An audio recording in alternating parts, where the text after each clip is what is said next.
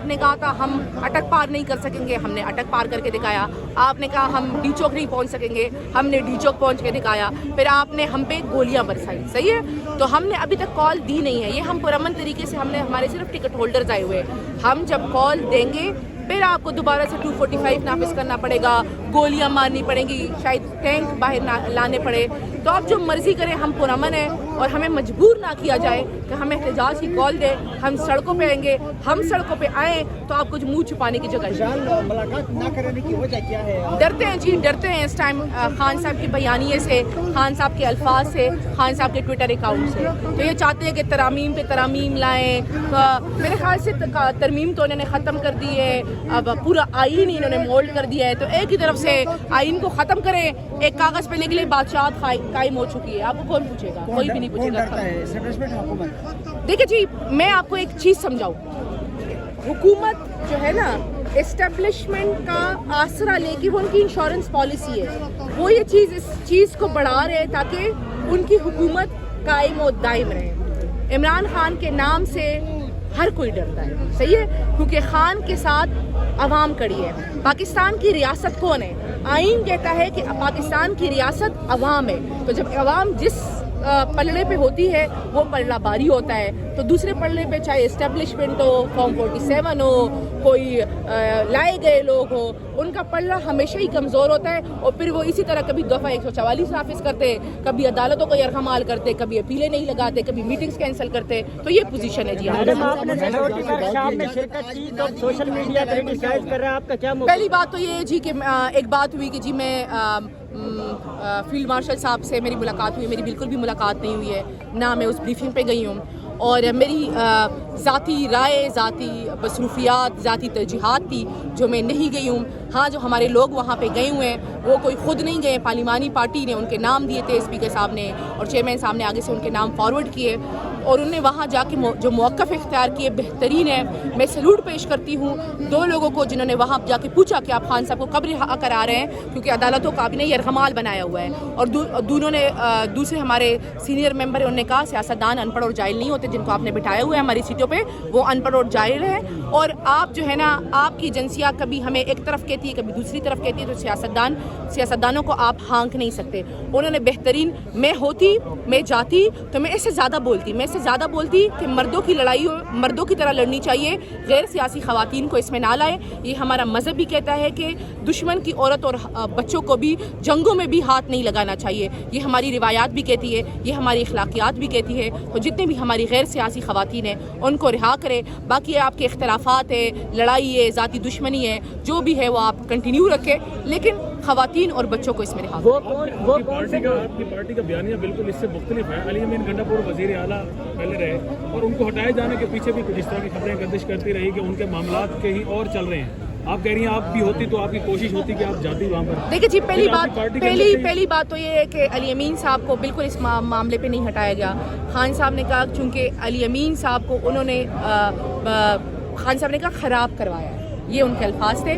اور وہاں پہ لا اینڈ آرڈر سچویشن تھی اور پھر ہماری جمہوری پارٹی ہے، خان صاحب کا حکم آیا، علی امین صاحب نے 3 مرتبہ استعفیٰ دیا.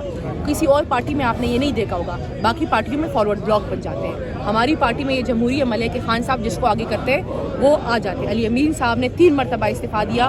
پاکستان کی تاریخ میں آپ کو ایسا منظر کبھی دوبارہ نہیں ملے گا. ہمارا NFC ہے 4 دسمبر کو، پارلیمانی پارٹی نے کہہ دیا ہے کہ سہیل افریدی صاحب شرکت کریں گے. سہیل افریدی صاحب شرکت کریں گے، اس میں جی آرمی چیف بھی ہوں گے، وزیر اعظم بھی ہوں گے، چاروں صوبے کے وزیر اعلیٰ بھی ہوں گے. انہوں نے اپنے صوبے کا مقدمہ لڑنا ہے. تو آپ ان چیزوں کو کنفیوز نہ کریں. ہمیں پتہ ہے کہ ہماری لڑائی کیا ہے. ہماری لڑائی ادارے سے نہیں ہے، ہماری لڑائی فرد واحد کی ذاتی پالیسیوں سے ہے. ہم خان صاحب نے ہمیشہ کہا ہے یہ ملک بھی ہمارا ہے، یہ فوج بھی ہماری ہے. صحیح ہے. ہم جب انڈیا کا مسئلہ آیا 9 اور 10 مئی کو باقی پارٹیاں سوئی ہوئی تھی، فوج لڑ رہی تھی اور ہم سوشل میڈیا پہ مقابلہ کر رہے تھے. صحیح ہے. باقی پارٹیوں نے بیانیہ نہیں اٹھایا. تو ہم کڑے ہیں. ہاں، ہمیں ذاتی اختلاف نہیں ہے، ہمیں پالیسیوں سے اختلاف ہے. ہم پالیسیوں سے اختلاف کرتے رہیں گے.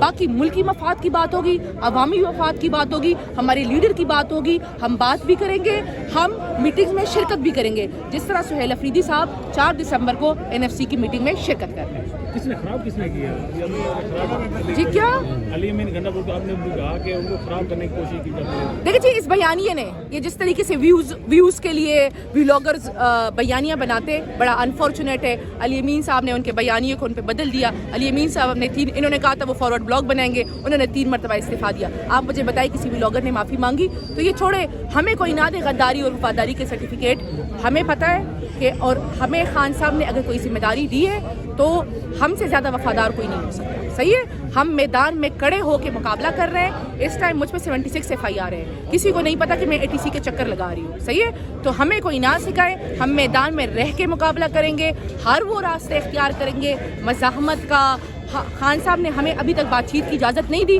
खान साहब इजाज़त देंगे बातचीत की, सबसे पहले बातचीत में करूँगी। जो मैं समझती हूँ, जो मेरी ज़मीर की आवाज़ है, जो मेरे दिल की आवाज़ है, वो बोलूँगी, बार बार बोलूँगी।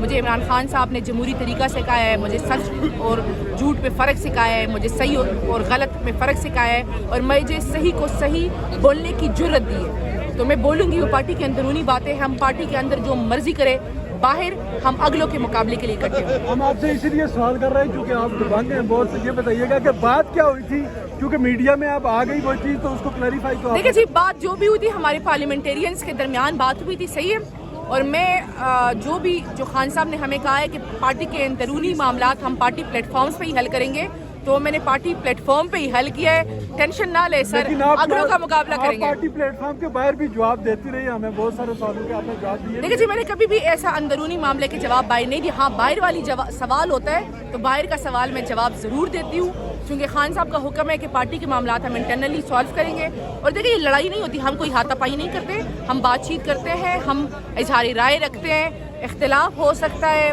जमहूरी इख्तिलाफ होता है, लेकिन अगलों के मुकाबले के लिए हम इकट्ठे हैं। तो आप सुलह हो गई है? देखिए जी, हमें लग नहीं रहा, जिस तरह दफ़ा 144 नाफिज किया गया इस्लामाबाद और पिंडी में, और ये समझते हैं कि ये इस तरह की हरकतें करेंगे और कोई आएगा नहीं। इस टाइम इस्लामाबाद में एक दफ़ा 144 नाफिज है। अब जब हम जाएंगे ना शाम को, 2 FIR और हो जाएंगी। मैं इनसे कहती हूँ 2 नहीं 200 करें। सही है, हमें अदालतों की आदत है, हम जाते रहेंगे, कानून के सामने खुद को सरेंडर करेंगे, लेकिन फिर भी आएंगे।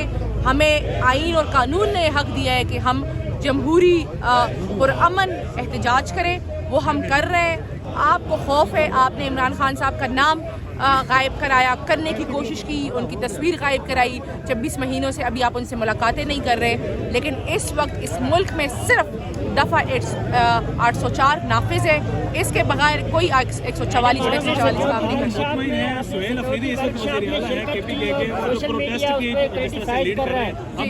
पहली बात तो ये जी, सुहेल अफरीदी साहब ने कोई प्रोटेस्ट की कॉल नहीं दी। जब जिस तरीके से सुहेल अफरीदी साहब अगर प्रोटेस्ट की कॉल देगी, हमारी पार्टी प्रोटेस्ट की कॉल देगी, तो फिर आपको कभी 245 नाफिज करना पड़ेगा, कभी आवाम के पैसों पे ली गई, टैक्स के पैसों पे ली गई गोलियां आवाम को मारनी पड़ेगी। फिर तो आप ये करते हैं, फिर तो आप चुपते हैं। हम 26 को आए थे, निहत्ते आए थे, हमने आपके हाथों, अपने हाथों से आपके वेल्डेड कंटेनर्स हटाए हैं। हम